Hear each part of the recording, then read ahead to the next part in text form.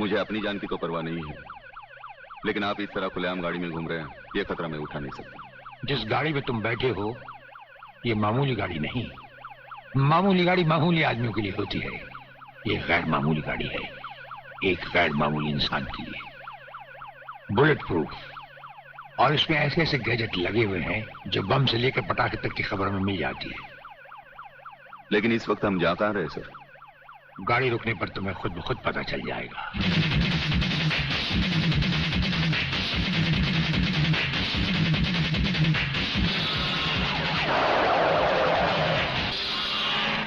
वागले, यहां हमारा घर है।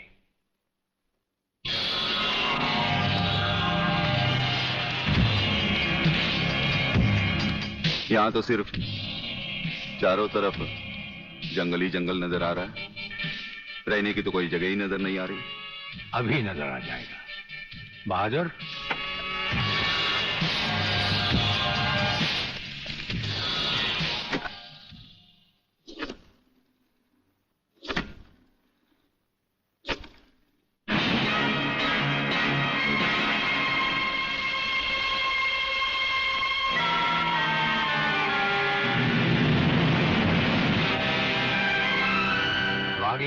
ये ऐसा बंकर है जिसका अता पता सिर्फ हमें या एक हमारे खास आदमी खबरीलाल को है, और आज से तुम्हें होगा।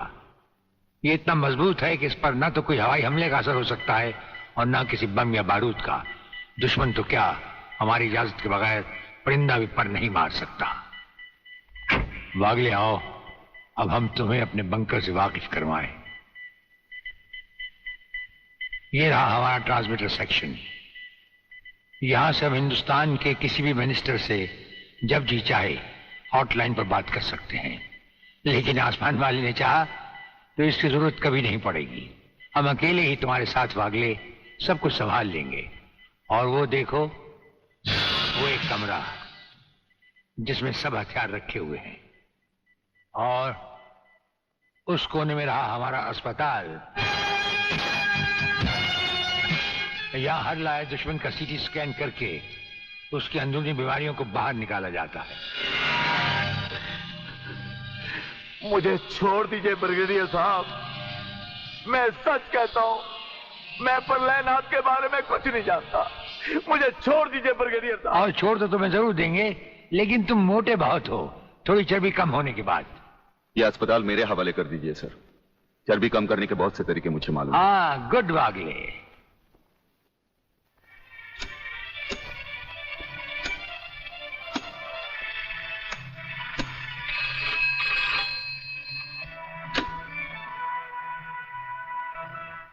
नमस्कार सर, मैं खबरीलाल बोल रहा हूँ। ओ खबरीलाल, आज के मुख्य समाचार ये हैं कि प्रलयनाथ गुंडा स्वामी ने खतरनाक किलर बब्बन खूनी को आपको खत्म करने के लिए एक बहुत बड़ी सुपारी दी है। हमारे नाम की सुपारी खाने वाले को जिंदगी भर दांत चबाने पड़ेंगे। ये हमारे नाम की सुपारी खाने वाले चमगादड़ के खाने पीने का ढाबा कहाँ है खबरीलाल? शहर से 40 मील दूर काली पहाड़ी के पीछे उसका एक अपना बहुत बड़ा मैंगो फार्म है। आज के समाचार समाप्त हुए।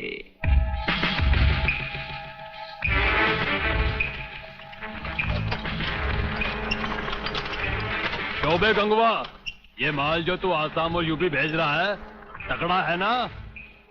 तगड़ा क्या सरकार, ये नंबर 1 फसल है, नंबर 1। अरे 25 मीटर दूरी पर जाती हुई गाड़ी को ये ऐसे उड़ाता है।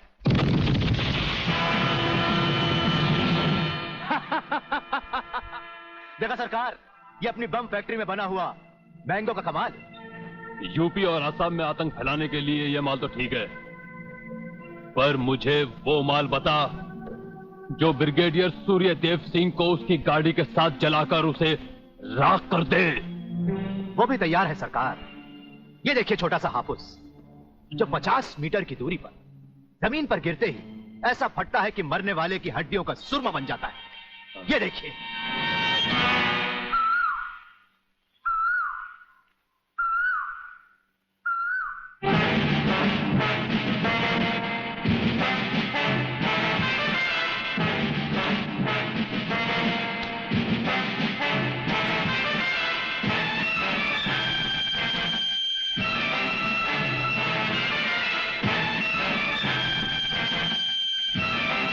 कौन हो तुम?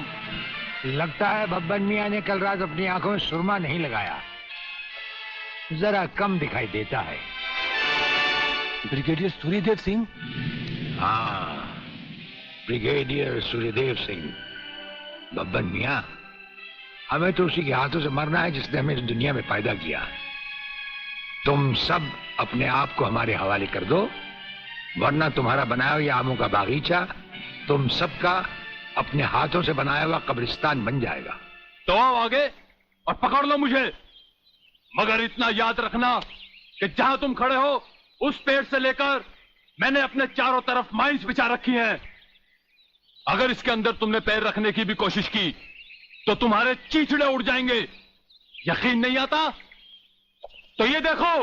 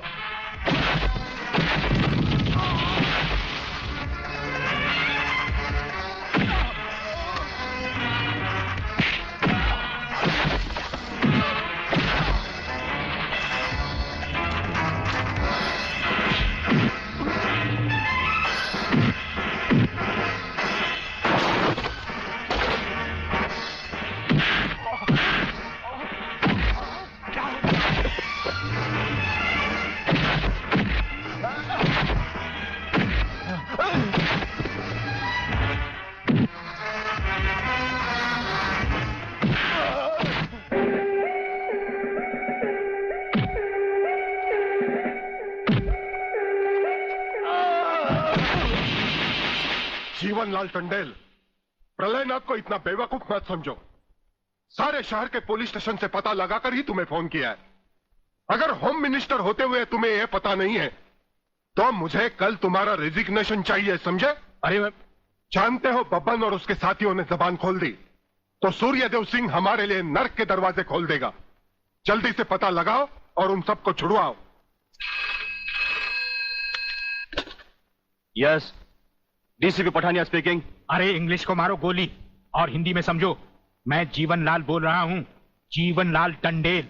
ओ सर, आप कहिए, क्या हुक्म है सर? मुझे सिर्फ 1 घंटे में यह बताओ कि सूर्यदेव सिंह ने जिन जिन को गिरफ्तार किया है वो सब कहां हैं, और मुझे 4 घंटे के अंदर अंदर उन सब की जमानत चाहिए, समझे? मगर सर, सूर्यदेव सिंह के बारे में जितनी जानकारी आपको है उतनी ही हमारे डिपार्टमेंट को, और हम उसे ज्यादा कुछ पूछ भी नहीं सकते क्योंकि यही हाई कमांड का ऑर्डर है। वो रहता कहां है? वो भी नहीं मालूम। ये भी नहीं मालूम? तो फिर ये बताओ कि वो मिलता कहां है? मैं उससे आज ही मिलना चाहता हूं। सर, वो रोज सुबह सीबीआई ऑफिस में 12 और 1 के बीच में आते हैं सर। सर, ये लिस्ट उन लोगों की है जिन्हें आपसे मिलना है।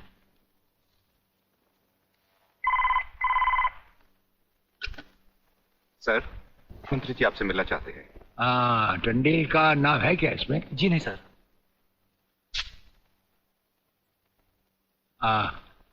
आज तो हम अपना 1-1 मिनट दूसरों को दे चुके हैं, दम लेने की भी फुर्सत नहीं होगी। ऐसा करो, मंत्री जी को कल दोपहर के बाद की कोई भी अपॉइंटमेंट दे दो। Okay sir. Sir, you can't meet him today. अरे अंग्रेजी को मारो गोली और हिंदी में समझो। इस राज्य के मंत्री से मिलने के लिए उसके पास वक्त नहीं है। मैं पूछता हूं, वो हमारी खाता है या हम उसकी? इसमें आपकी और हमारे खाने की बात कहां से आ गई? तो ये है ब्रिगेडियर, आप यहां अचानक आ पधारे हैं और हम आज का सारा वक्त औरों को दे चुके हैं। आखिर हम सब जनता ही के तो सेवक हैं। कुर्सी मिलने पर ये समझ लेना कि सारी सरकार आप ही की है, इसे हम कैसे मान लें? आप मुझे ये न समझाएं कि सरकार किसकी है। आप सिर्फ इतना समझिए कि आप एक सरकारी नौकर हैं और आपके सामने खड़ा हुआ ये इंसान इस राज्य का मंत्री है। खादी के कपड़े पहनने से और टोपी लगा लेने से कोई महात्मा गांधी नहीं बन जाता। और सुनिए, हमें नेताओं की भाषा ना तो पहले समझ आई थी और ना कभी आएगी। भाषा छोड़ो ब्रिगेडियर, मैं जो आपसे कहना। आपने जो कुछ भी कहना है कल कह लीजिएगा, आपकी अपॉइंटमेंट नोट करवा दी गई है। और एक बात ये भी याद रखिए कि हमसे बगैर अपॉइंटमेंट के कोई नहीं मिल सकता। और जहां तक हमारा ताल्लुक है, हम किसी से भी किसी वक्त भी कहीं भी मिल सकते हैं, हमारा जब दिल चाहे। शायद आपने वो लेटर नहीं पढ़ा जो सेंट्रल गवर्नमेंट ने आपको भेजा है। उसमें खासुल खास ऑर्डर है कि हमारे किसी भी काम में कोई भी दखल अंदाजी नहीं कर सकता। नमस्कार। नमस्कार।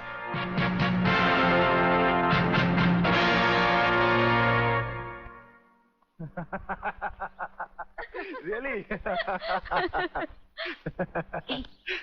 ओए, हाँ, गुड मॉर्निंग अंकल। अरे अंग्रेजी को मारो गोली और हिंदी में बात समझो। हिंदी में तुम ये बताओ तुम्हारे पिता कहाँ हैं?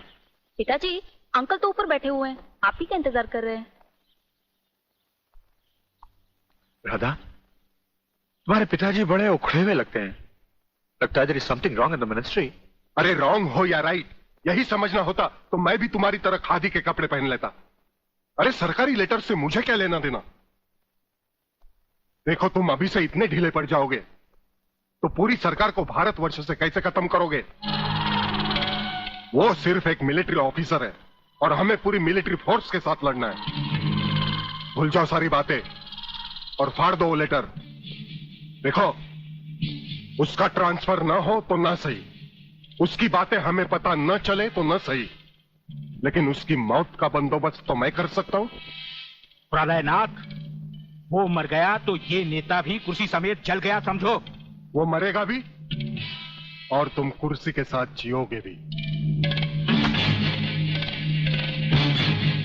आप किसकी बारी है जनरल साहब? ब्रिगेडियर सूर्यदेव सिंह की। मारे जाने वाले पुलिस के उन शहीदों की याद में ये ज्योत बनाई गई है जिन्होंने कानून की रक्षा करते हुए अपने प्राणों की आहुति दी। आज के इस समारोह के मुख्य अतिथि माननीय मंत्री श्री जीवनलाल टंडेल हैं।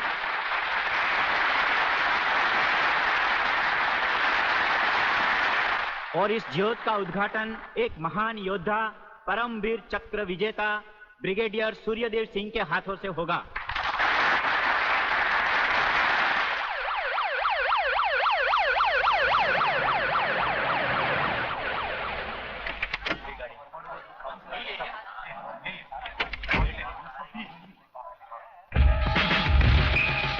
Welcome, welcome.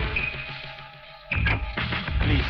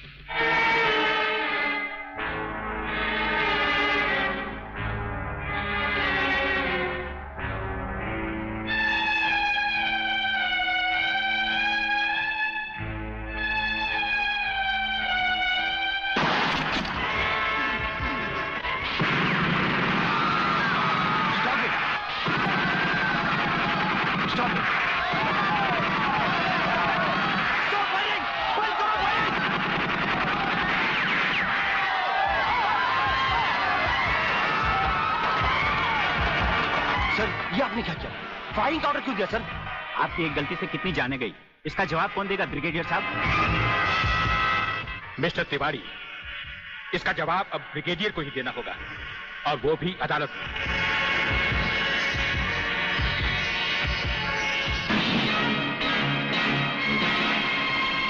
योर ऑनर, शहीद स्मारक पर हुए गोलीकांड के जिम्मेदार ब्रिगेडियर सूर्यदेव सिंह ही हैं।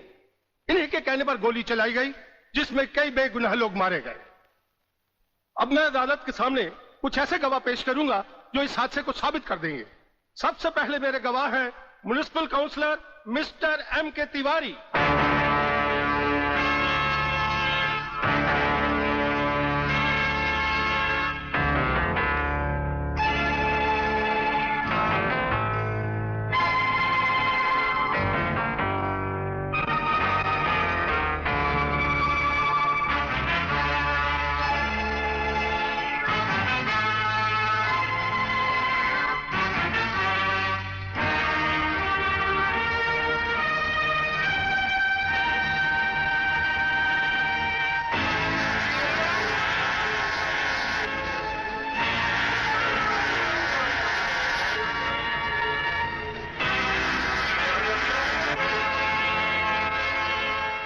योर ऑनर, अब हमारा आखिरी एक ऐसा चश्मदीद गवाह है जिसकी सच्चाई पर कोई शक नहीं कर सकता, और वो है इंस्पेक्टर शिवाजीराव वागले।